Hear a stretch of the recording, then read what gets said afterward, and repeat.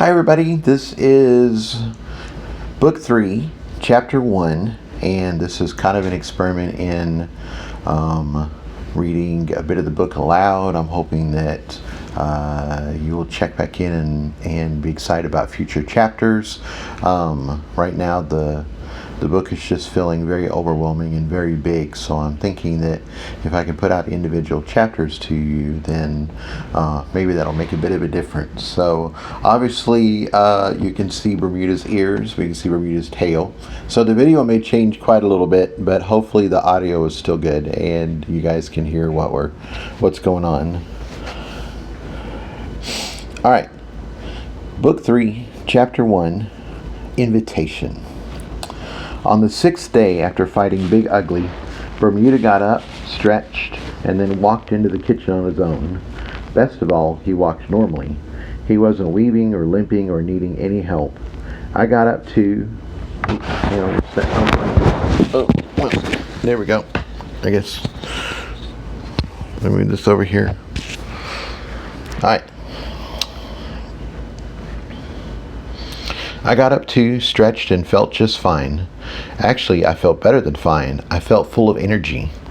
I went to my massive bathroom mirror and gave myself a good once-over.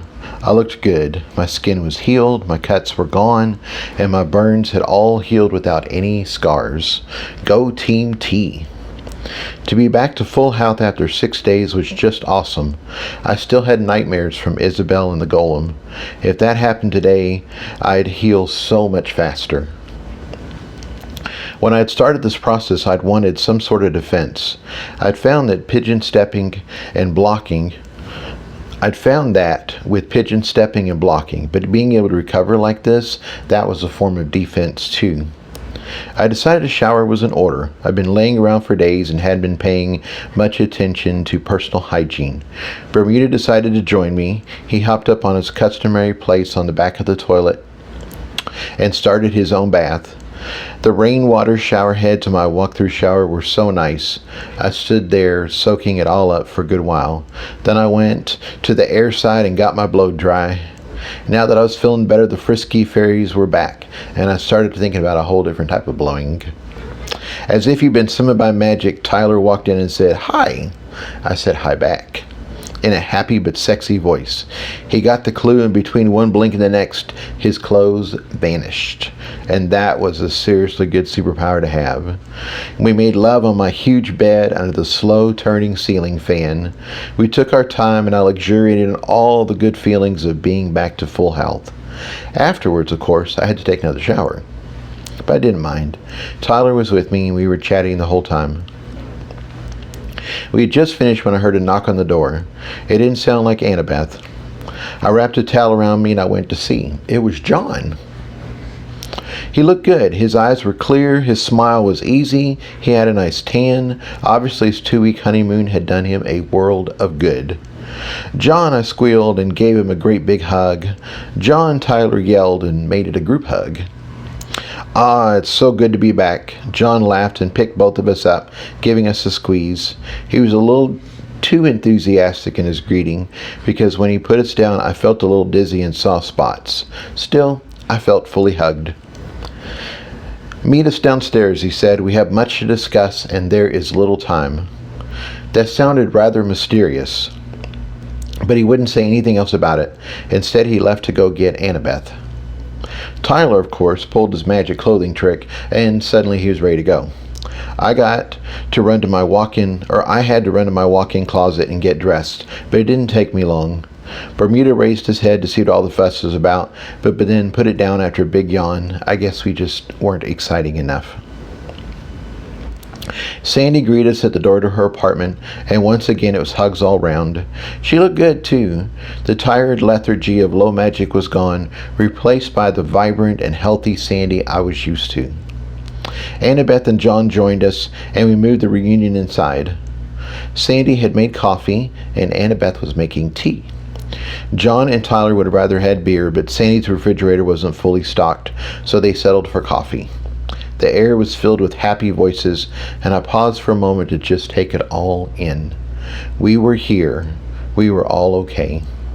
That's what I've been working towards for weeks now. All the training, fighting, and healing had been worth it. The family was back together. Even Snowy and Biscuit were part of the celebration. Once again, this felt like home. Whatever showed up, we would face it together.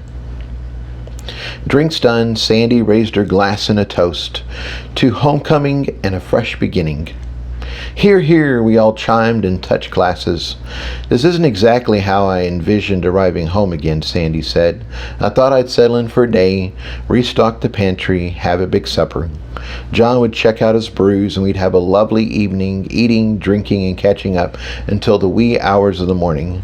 Instead, I got a notification this morning. The gathering starts tomorrow, which means we need to leave today and our portal, she double-checked her time. Our time for departure is in 6 hours. What? I explained.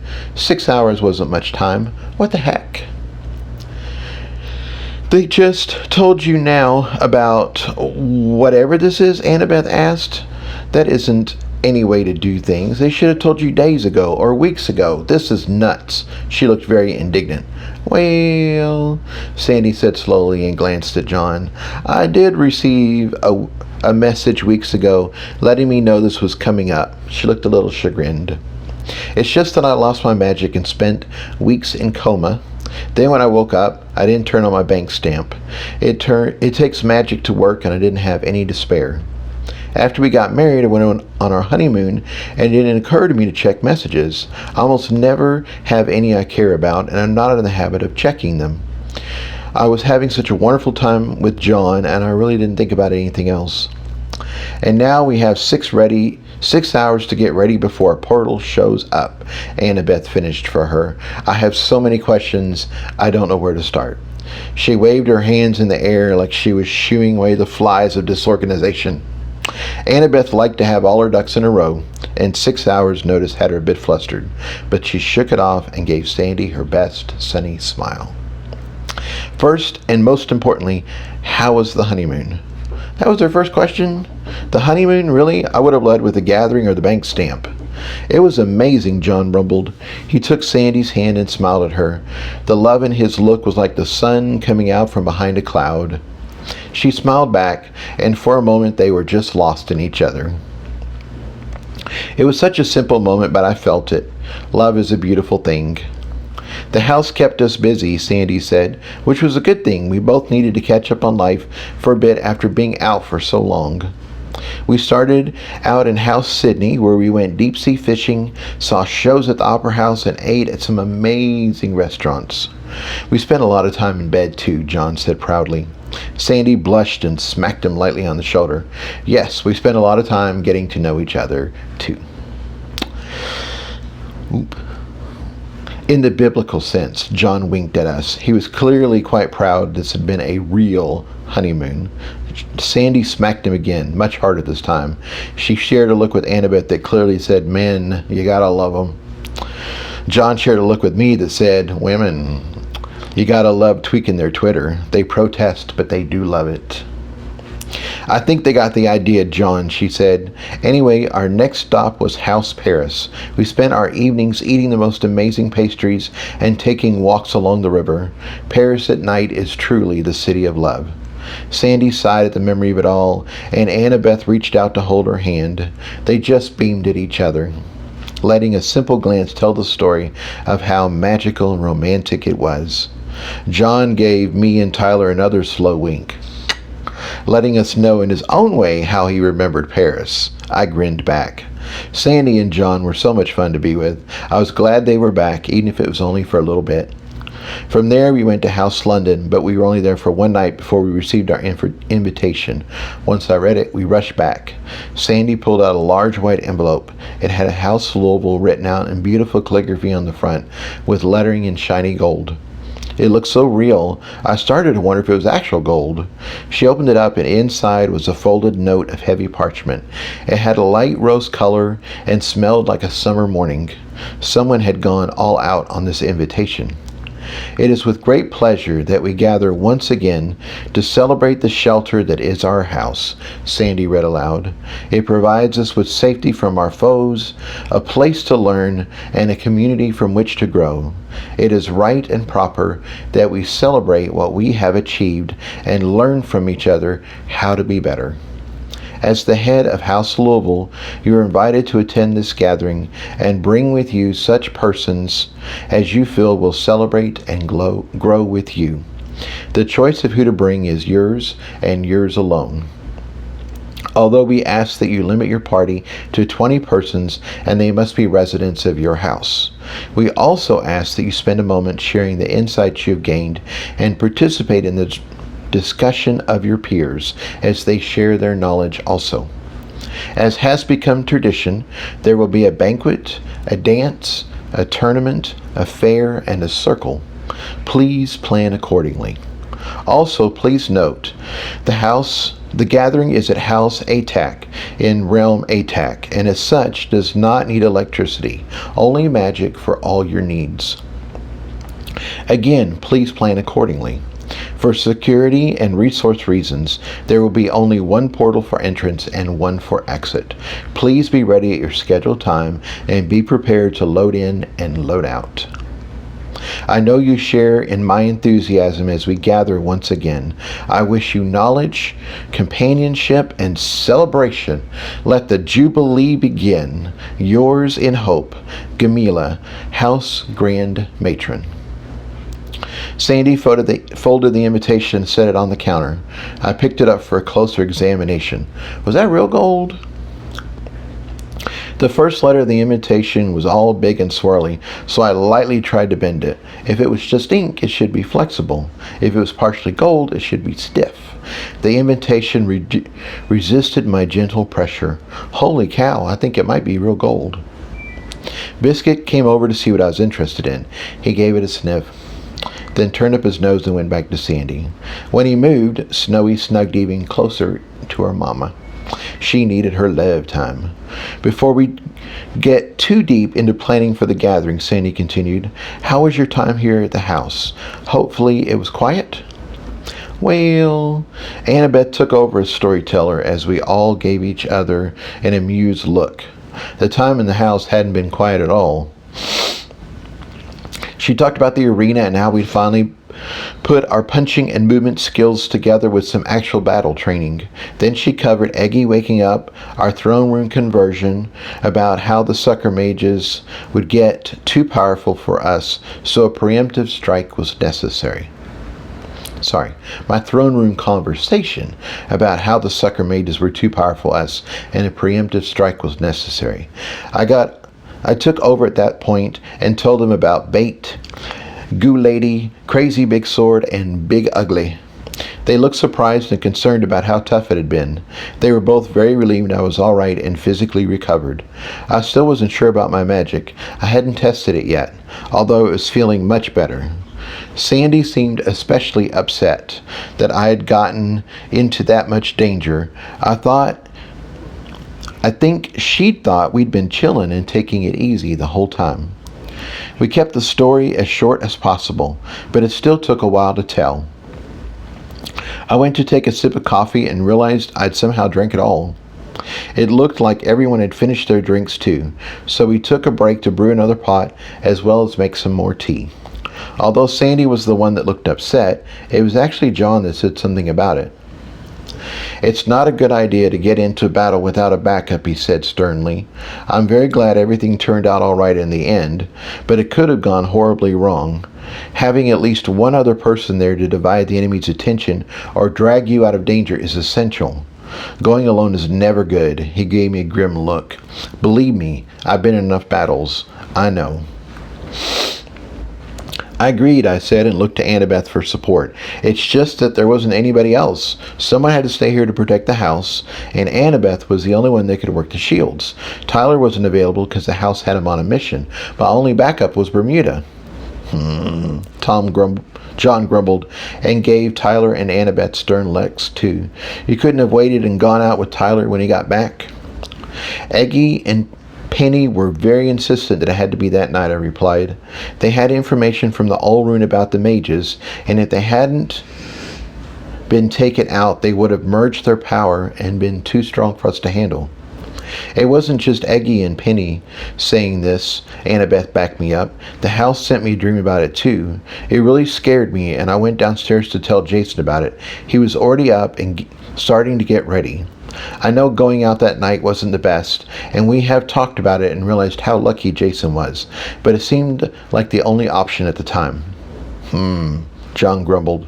He wasn't happy about it, but it was all done now and he couldn't say too much. We got our drinks and settled back down again. Well, this brings up something we need to discuss, Sandy said. Who is going to the gathering? When I got the invitation this morning, I was thinking that we would all go, but that isn't going to work out, is it? I shook my head. This brings up the same concern we had before. Somebody needs to stay here to guard the house and handle the shields. I don't know how fast Carl is going to win this war, but as soon as he does, he's headed here to burn us down. We have to be ready. Let's start with the obvious decisions. Tyler chimed in. Sandy needs to go as she is the head of household. She's the most important here, and she needs this event to learn and network. He looked at Sandy and she nodded in agreement. I'm out of the running for going to the gathering as I'm not a member of this house. He gave me a sad look. I've spent a lot of time here and I feel like I belong, but as far as the house is concerned, I'm a member of a different house. The other thing is, I'm not a reliable person for defense either. The house just pulls me around as it needs. I wasn't here that night for Jason, and I might not be here when you need me again. If I am here, I'll defend this place with everything I have, but I don't think you all can count on me. He sounded a little bitter and sad, so I reached out and took his hand. It's okay, Tyler, I said. We will make this work. You have a special job for the house that no one else can do. You are making a huge difference in new supernatural lives all over the world. That takes commitment, and I understand. I looked around the kitchen counter. We understand. Everyone else voiced their agreement and gave him their support. Since Sandy has to go, and Tyler might not be here, the only person who left to spin the shields is me, Annabeth said. I have to stay. We all looked at each other, but nobody disagreed. Are you okay with that? Sandy asked gently. I would like to have gone, but I'll be perfectly happy here too, Annabeth replied. There will be another gathering when we aren't under attack and I can go then. She gave us all a happy smile. Annabeth is awesome like that. She just supports us where she can, and she makes it look easy. I reached over and gave her hand a squeeze. If Annabeth is staying, then I'm the next logical person to stay with her, John said firmly. Jason, you did a great job the other night, but if they come back while Sandy is gone, we will need the strongest defender here. I'd seen John when he'd fought the mages off last time. He'd been a one-man army. He threw stones that landed with the force of bombs, and his giant stone cylinders taking apart their battering ram like it was made out of toothpicks. He was right. He was clearly the best defender we had, and we needed him here. Sandy looked upset, but she didn't disagree with him. They had just come back from their honeymoon, so I'm sure it was hard to think of being away from him. For a moment, nobody said anything. Then John leaned in and gave her a gentle kiss. Well, we can't let Sandy go on her own, I said. A head of house without a household would just be weird. Sandy needs a wingman, and I'm the last man standing. Things were getting a bit too serious, so I stood up and bowed to her in grand style.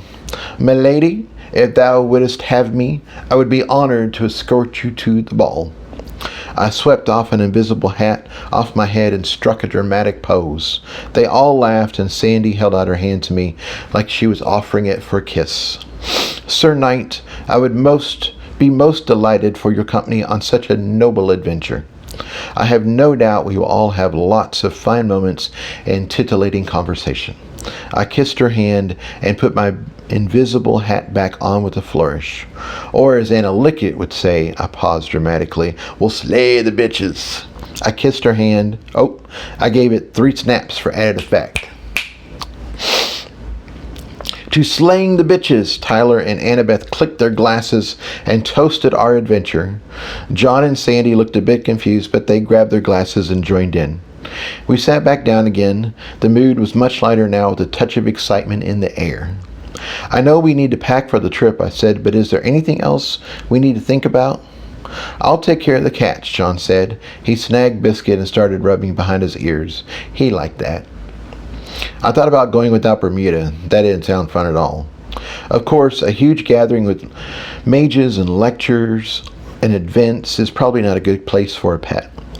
Is Bermuda allowed to come, I asked. Sandy checked the invitation again. I'm not sure, she said. It doesn't say he can't come, and the house seems to let him do whatever he wants.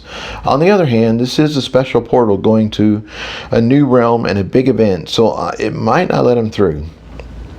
I've never been to a gathering myself, so I don't know. She looked at Tyler, and he just shrugged. He didn't know either. I guess we'll let the house of Bermuda decide. If he wants to come with us and the house will let him, then he could count as one of our 20 guests. I nodded. That sounded like a plan to me. Bermuda was used to napping on the bed and playing in the sand. He might think this whole gathering thing was a huge bore.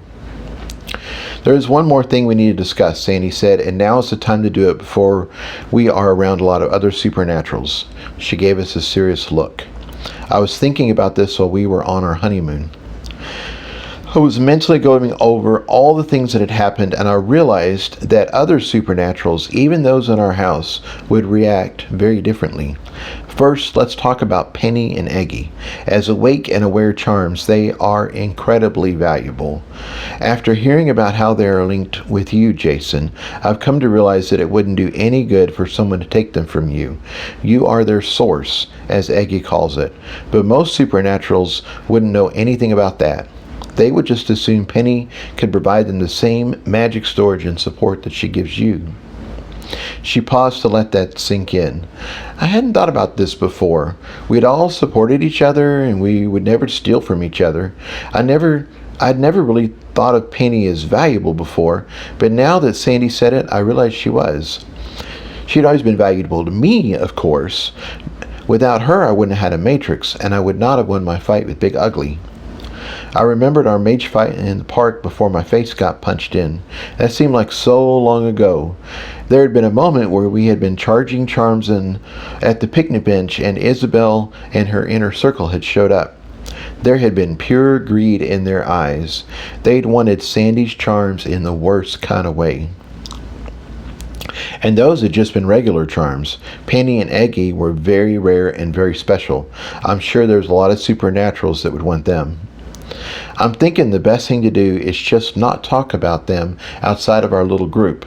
Interesting news travels very quickly, and even if we tell someone we trust, they could pass the information along. Someone with real power might decide they want Penny and come for her when you're out of the house. I think that's a good idea, Annabeth spoke up. I also think that should apply to your wedding rings too. They were blessed by the all rune, and absorb some sort of rune and a whole storm's worth of power. I don't know what they can do, but I'm sure they are more than just metal. Agreed, John said. I haven't figured out what they can do yet, but I can feel the magic in them, and they are anything but normal. He played with his ring thoughtfully.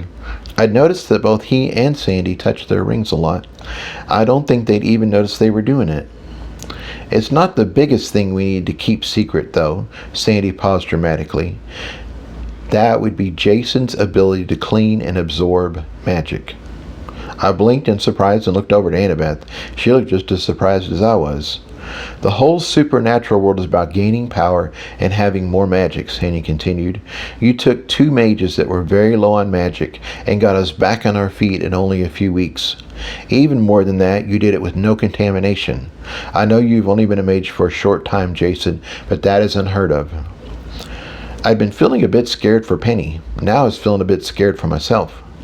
If mages or supernaturals knew what you were capable of, they would do everything possible to make sure you gave them clean power. The nicer ones might stick to just trying to convince you. The meaner ones would probably take Bermuda or one of us and try to get you to swear to them. Even the supernaturals that are hundreds of years old would be interested in your abilities. Once you've sworn to them, they could use you however they wanted. Oh wow, that was a dire warning indeed. I would like to jump in here and back up what Sandy is saying, Tyler said. The house attracts the best of the supernatural. I know you and Annabeth have had some rough times so far, but you've had it easy compared to how bad it can be. Other mages can be vicious, or older mages can be vicious and self-centered, mainly because that is what they've needed to be in order to survive. Very young mages are not seen as real members of the supernatural world yet. They are insignificant at best and a bite-sized snack at worst to the real powers of the world. If an older mage finds out you have something they won't hesitate to take it and use it however they see fit. I wasn't sure how to respond to all this, so I just nodded agreement and held onto Tyler's hand. I knew the supernatural world could be vicious. I'd just been used to thinking of myself as a small and insignificant part of it. Now I was learning that I was unique and valuable, and not necessarily in a good way. One of my greatest fears was when Isabel said she'd come back and turn me into her slave. She'd only said that because I'd really pissed her off and stolen her golem. Now it sounded like this possibility was back, and might be a lot of powerful mages that wanted to own me. I wasn't happy about that at all, but now wasn't the time for a breakdown. We had an event to go to. Nobody knew about me yet, so there was still time to get more powerful and defend myself. I took a deep breath and put on a smile.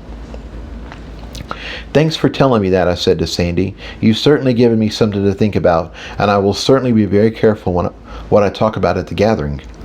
This doesn't change the fact that I'm going with you, though, and we have just a few hours to get ready. Right, Tyler chimed in. He was picking up on my mood. Let's get to packing. Annabeth had a few questions for Sandy before she headed out, so I left them to it and headed to my room. We walked into my huge walk-in closet, pulled out my suitcase, and looked at my meager selection of clothes. What am I going to wear? I sighed. I felt a bit lost. The gathering seemed a bit like a business conference, but I didn't really have any clothes that fit that sort of scene. I had one suit that I used for poker tournaments, and the rest were comfortable clothes like jeans and t-shirts. I was still at the beginning of my poker career, so all the money I'd won had gone into raising my stake. Poker was a game of risk, so it was important to have as large pool of money as possible to play with. That way, when, you lost, you could still enter the next tournament. I was a careful player, and as a result, I spent very little on my clothes. You'll be fine, Tyler said soothingly. You're really here to support Sandy and be her helper. The good news is, you'll look the part. He said the last part jokingly, but suddenly I felt really bad. There was no time to get better clothes. This was it. I was going to the gathering, supporting Sandy, and representing the house, and this was all I had. Hang on 1 second. My face must have shown how I felt because Tyler picked me up and gave me a big squeeze. Ah, baby, I was just teasing. You're going to be fine. He kissed me. Trust me, you're going to do just great. The only thing you really need when meeting people is an easy smile, and you have that. When you smile, the space around you lights up with happiness. People want to be near you and talk to you. They don't care what you're wearing. He kissed me again. Somehow he made me feel better. I bet I know how to get your mind off clothes. His voice got husky and his brown eyes twinkled. He kissed me again, but this time it wasn't just to make me feel better. This time it had heat. A very special incubus kind of heat. We had just made love that morning, so there was no way I should have been recharged already. Tina's Grove were on the job, though, and my new, perfectly fit, amazing body let me know in the best way possible that it was ready to tango. I wrapped my arms and legs around him and melted into all those muscles. Tyler was crazy strong, and he held me up like I didn't weigh a thing. He nibbled down on my neck, and I broke out in goosebumps. Hot damn, I was going to miss this while I was gone. Always before, it had been Tyler leaving me. The house had sent him away on a mission, and I'd miss him, but I was still home. I'd sleep in my own bed, shower in my own ocean-themed bathroom, train at the beach gym, and hang out with my house friends. This time, it was me leaving, and that felt weird and a little scary. This time I was the one going on the mission, and Tyler would be staying here. Suddenly, I wanted to memorize this. I wanted to remember how Tyler smelled, how his shoulders felt as he flexed, how his arms felt wrapped around me. I wanted to burn it all in my memory and take it with me. I knew it wouldn't be gone that long, a little more than a week, but right now it felt like forever. Then Tyler stopped and peeled me off him. "What?" I said. I did not want to go. "It's been my experience that packing is best done quickly." Tyler grinned at me. I glanced at my suitcase, and by the time I'd glanced back, he was naked and walking out of the closet. He paused and looked back over his shoulder. "I'll be waiting." He licked his lips and then sashayed away, slowly. My baby has the ass of a ballet dancer and the legs to match. I'm a lucky, lucky man. My blood was rushing to all the naughty bits instead of my brain, but I didn't let that stop me. I threw open my suitcase and packed in record time. Before I'd come to the house, I'd lived my life out of this little suitcase, so I was very familiar with how to make everything fit. Shoes, socks, underwear, pants, shirts, and suit were all dumped inside. I dashed to the bathroom and added razor, deodorant, toothbrush, and toothpaste. After a quick thought, I added a bar of soap and a towel. The house we were going to didn't have electricity, so who knew how old it was and what amenities it had? Better to be safe than sorry. I had to sit on the suitcase to zip it closed, but then it was ready. I started stripping out of my clothes as I hurried back to the bedroom. Tyler chuckled at me, making his six-pack flex and ripple. His perfect nut brown skin contrasted with the ocean blue bedspread and highlighted his inviting smile. I paused for a moment to let my eyes drink him in. Then I pounced. I wanted him so bad. He was right there, and yet somehow I missed him already. I would have exploded in 2 minutes, but Tyler slowed it down. He took his time, exploring my body like he'd never held it before. He licked my abs and took his time nuzzling my muscles. It felt weird, but very nice to have muscles of my own. T and his girl would give me a complete makeover when they'd healed me. Before, I'd been in good shape for a nerd, and now I had the body of an Olympic athlete, like I was a gold medal swimmer or something. I was still a bit skinny, but it was all muscle and gradually adding on a bit more each day. Now I was fast and powerful with great reflexes, wonderful flexibility, and apparently a really quick recharge time. When Tyler finished making love to me, he did it so we were close, like he was inside me, covering me, kissing me all at the same time. It was almost too much. Almost. I let my senses drink him in like he was a fine wine. I inhaled him, tasted him, clung to him, and called his name over and over like a prayer. I made a memory of us together. I was going away, and this memory was coming with me. I was technically immortal now, but the supernatural world was dangerous. I'm only immortal as long as I can stay alive. I wasn't taking anything for granted, least of all Tyler. He was kind, he was thoughtful, he listened to me and laughed at all my crazy antics. I was the best version of me when I was around him. My heart was overflowing, and when we exploded together, we didn't let go. We just slowed the rhythm and finally stopped. Still wrapped in each other. For a while we didn't say anything, and I took several more snapshots for my memory album. I was heels to Jesus, covered up in man blanket, and happy as could be. This was a perfect moment.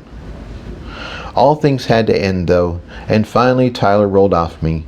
Bermuda had been waiting for us to finish, and he came over and curled up by my head. He licked my ear a few times and gave a little sigh and started purring. The giant fan blades overhead cooled me down with a light breeze. The waves crashed on the shore outside my window. My God, life was good. "I do have something I want to talk to you about," Tyler said. He sounded serious.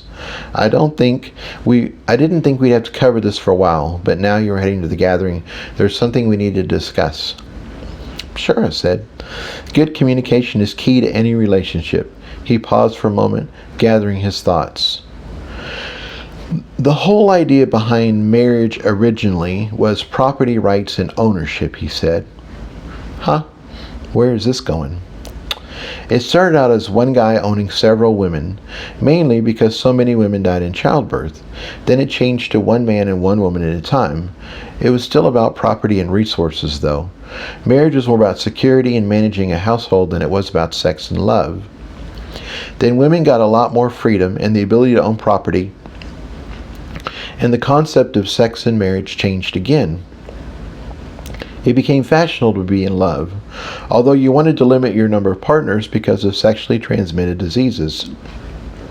I'm saying all this to say, none of this applies to the supernatural world. To the supernatural world. The rules are very different. Now I see where this is going. When you're supernatural, you don't have the diseases, so there's no real limit on how many sexual partners you can have. Property is completely different too. Something is only yours as long as you can defend it. If a stronger mage wants something, he can take it. Nobody will think twice about it. That's just the way it is. Because of this, there's no need for marriage in the supernatural world, and there's no reason to limit having sex. As a side note, there are a lot of other relationships in the supernatural world. The most common one is between teacher and student. Because the student swears on their magic, and their magic compels them to keep their word, there are a whole range of relationships that can happen between teacher and student. Sex, giving magic, free labor are almost always part of the student-teacher bond.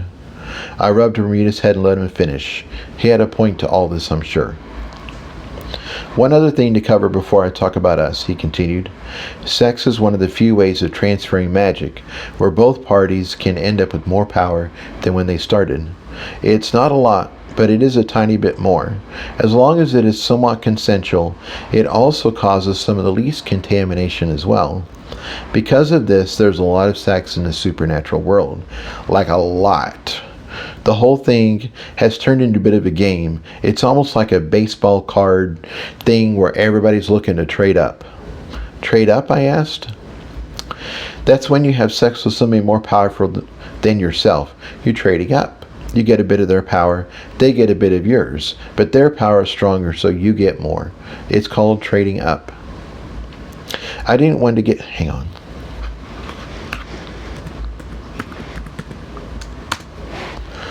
I didn't want to get personal yet, so I went with a different example. So, when Sandy and John were playing the Duchess and the Coachman, that would be trading up from Sandy's point of view? Exactly, Tyler said. Sandy's a prodigy, and she's very powerful for her age. But as far as raw magic, John is a lot more advanced than she is. I thought about it for a sec. So does that mean that part of the reason that Sandy is so strong currently is because she's banging John? I asked. That sounded a bit cynical, but I wanted to be sure I understood all the ramifications. Actually, yeah, Tyler said. We know their relationship is true, and they are madly in love with each other. They gave their vows to each other in a place that didn't allow any untruth to exist. Sandy joined her life with John, knowing that if he lost his battle, they would both be sucked into the earth. You don't do that unless you're very sure of what the other person means to you. Looking at it from the outside, though, Sandy looks like a gold digger. I'm sure there were people in Chicago that thought she had found herself a sugar daddy. She got him to fall in love with her, and she's leeched off of him ever since. That is one fast track to power, and I'm sure they were jealous as could be. I don't know this for sure, but I'm guessing that one of the reasons we haven't gotten help. That is one of the reasons we haven't gotten help from some of the other houses. They are jealous of her talent and jealous of her relationship with John. Wow, I said, that's a whole new way of looking at things.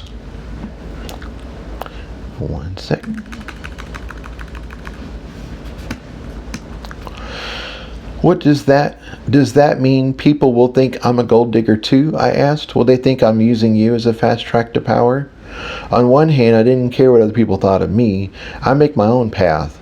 On the other hand, if they were going to judge me, I wanted to know about it. Tyler just laughed. With me, it's different. I think all the houses know about my ability to eat negative emotions. They will probably just think you're a very disturbed individual, and it's taking a lot of work to make you right again. People will probably try to get the story of your waker moment out of you, and they'll probably expect it to be truly horrendous.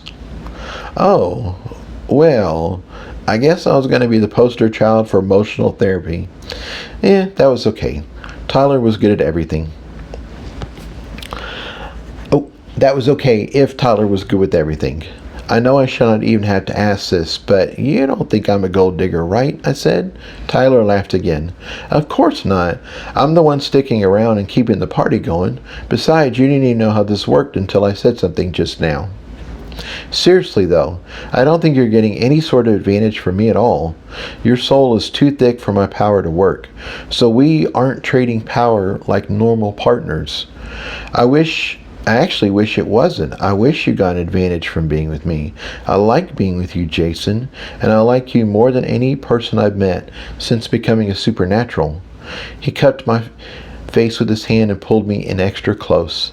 I gazed into his brown eyes, only inches away from his long lashes and perfectly arched eyebrows.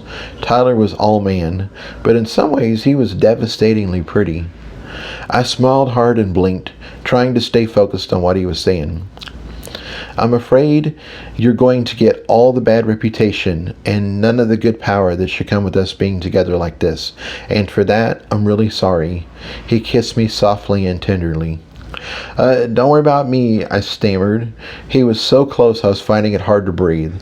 I will be just fine, and I wouldn't trade our time together for anything. I kissed him back. Then he kissed me. Then I kissed him. It was a little slice of heaven. I made another memory. Just to finish this up, I paused our lip cuddling. Was there anything else you wanted me to know? Our conversation kind of went all over the place there. Oh, yes, he said. I just wanted to be clear that you're going to have lots of opportunities to trade up during the gathering. In fact, it's going to be expected. They won't have incubus powers like I do, so the whole power exchange thing may work and really help with your growth. I know you are still a very young supernatural and think of sex and relationships in the mundane way, but this could be a big opportunity to you, and I want you to feel free to take it. Oh, wow, that was a loadful. So, I said slowly, you are saying you want me to have sex with other people? I'm saying that I'm an incubus and I have sex all the time with lots and lots of people. I'm also saying that John and Sandy's relationship is very unusual in the immortal world, and you probably shouldn't model your future expectations on them. I'm also saying that you're going to be surrounded by mages and naturals that are hundreds of years older than you. If you have the opportunity to power up, you should take it. John was speaking slowly and clearly. He wanted to get his point across with as little ambiguity as possible. It hit me that this was a very adult moment. Like this was a mature conversation to be having. This wasn't just kisses and happy time. This was the work they talked about in a relationship. This is being open, vulnerable, and willing to define what works and what doesn't for each other. This was serious, so I took a moment to gather my thoughts. First of all, thank you for telling me about all this and being upfront with everything, I said sincerely. This is my first real relationship, so I might not get everything right, but I'll do my best. Tyler looked deep in my eyes and nodded. I'm still very fresh from the mundane world, so I'm going to use the terms I know to describe what I think you're saying. First of all, are we in a relationship? Do you consider us to be more than lovers? I thought about everything he'd already taught me already about fighting and what he said about teachers. Are we more than just a teacher and student? I stopped. I was scared to ask more. What if he said no? I'd like us to be in a relationship if you would like that too, Tyler replied softly. It occurred to me that Tyler was such a private person that this conversation had to be scary to him too. Putting my heart out there was not an easy thing for me. I'd gotten very good at being fake happy with all the guys I'd slept with after my dad had kicked me out. I needed food and a place to stay, and nobody wanted to shack up with a boy with a bad attitude. This was for real, though. It was me giving my heart and finding real happiness. I would like that very much, I said equally softly. So does that mean you're my boyfriend? I think that means I'm your boyfriend. Tyler tried on the words for size. Then he got a big smile on his face. And that means you're my boyfriend. Yep, I said, I'm your official boyfriend. Oh wow, those words. I didn't know they would mean so much to me. I suddenly felt like I was going to explode. I kissed him, and it wasn't soft this time. It was full of tongue and tango. Then I stopped and pulled back. I can't believe I'm saying this, but just to be absolutely clear, we have an open relationship. Yep, Tyler said as he pulled me to them, and I'm getting ready to show you just how open we can be. He growled and a fire burned through me. He was my boyfriend. We'd navigated the whole open relationship thing. Anything else could wait. I growled back. Bermuda got off my pillow and padded away, shooting us a look of disgust. According to him, napping was where it's at. He had enough of this love-making nonsense. This time, Tyler didn't go slow. He let me have it. I loved it all and begged for more. That was a mistake. Tyler just kicked it into another gear, and I almost couldn't handle it. Almost. We finished up on the bedroom floor, although I really don't remember getting there. It was a good thing we did, though, as my phone timer went off. It was time to get ready and head downstairs. I was exhausted. Happy, but exhausted. So Tyler picked me up and carried me into my beautiful walk-in shower. The rainwater from all the shower heads felt so nice, and I stood there as Tyler lathered me with body wash and made sure every part of me was fresh and clean. The recovery time on my new body was unreal, and by the time we made it to the drying section, my legs had stopped shaking. By the time I was dry, I could actually walk straight. I fixed my hair, put on fresh clothes, and went to get Bermuda. He was nowhere to be found. I looked everywhere, under the bed, behind the plants, in the closet. I even looked up at the fan in case he'd figured out how to fly. There was no sign of him. I was really hoping he would be able to come to the gathering with me, but I guess that wasn't to be. I still grabbed the backpack he liked to ride in case he'd wandered down to Sandy's apartment. Disappointed but out of time, I grabbed my suitcase and headed out with Tyler. As we walked down the hallway, Tyler did something unexpected.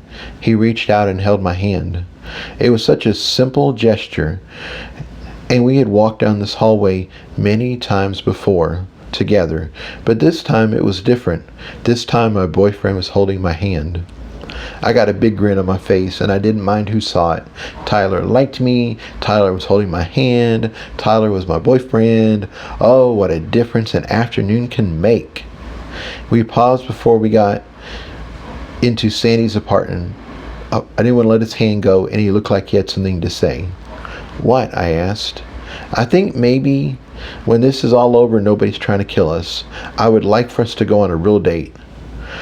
You mean like candlelight and spaghetti and everything? I said playfully. For some reason, Lady and the Tramp popped into my head. Sure, he laughed.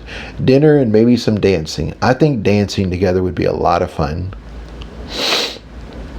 I gave his hand a squeeze. I'd like that, I said happily. It's a date. When all this is over and nobody's trying to kill us, we'll go dancing. We stood there for a while, smiling at each other like two goofy teenagers. The little girl inside me was going all squee and ready to have that date right now, but time was ticking,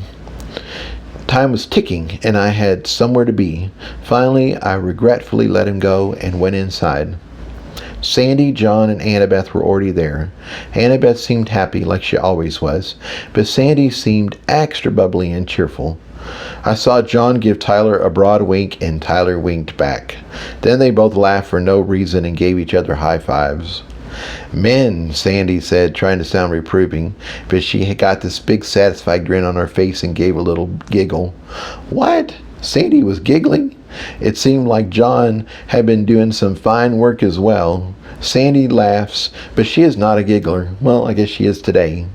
Sandy bounced over and gave me a spontaneous hug. Then Annabeth got one too. I cocked an eyebrow at Annabeth, but she just smiled back and went with it. John gave me a mug of his famous ale, and I sipped it cautiously. I knew what his ale could do. It went down so easy, and then I ended up passed out on the floor. I couldn't do that today. I took a quick look around for Bermuda, but didn't see him. I said goodbye to Snowy and Biscuit, but they didn't seem to mind I was going. All too soon, the wall in her living room flashed, and a golden archway appeared. It was time to go. I kissed Tyler one last time.